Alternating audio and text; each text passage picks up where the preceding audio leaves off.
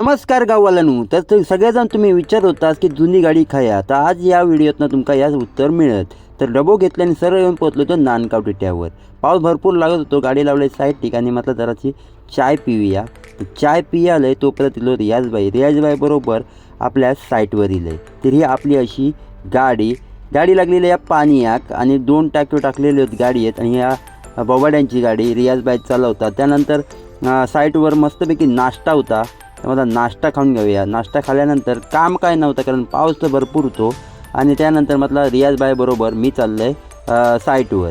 आपली गाडी अमोलानं कालच भरून ठेवला नव्हती. तोपर्यंत खाली होईपर्यंत म्हटलं आम्ही फिरून येऊया. तोपर्यंत रियाजबाईची गाडी पण भरूक सुरुवात केला नाही. रियाजबाईची गाडी भरून झाली पण फसली. त्यामुळे आम्ही गाडीत येऊन परत आपलं काम सुरू करूया म्हटलं.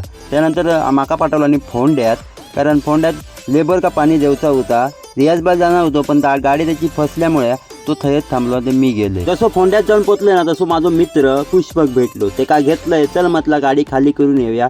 घरात बसून तरी काय करणारच. तर म्हटलं गाडी खाली बिली करूक लागला. आणि ह्या रस्तो बघा, रस्त्याची काय अवस्था करून ठेवला नाही ती. त्या काय पर्याय नाही कारण पावसाच असो लागता. ते पण काय करू शकत नाही. पॉईंटवर गेलंय आणि पाणी दिलंय आणि मी सरळ जोर गेले तो असल त्यात गाडी लावलंय आणि आपली बाईक घेऊन मी चालले माझ्या घरात.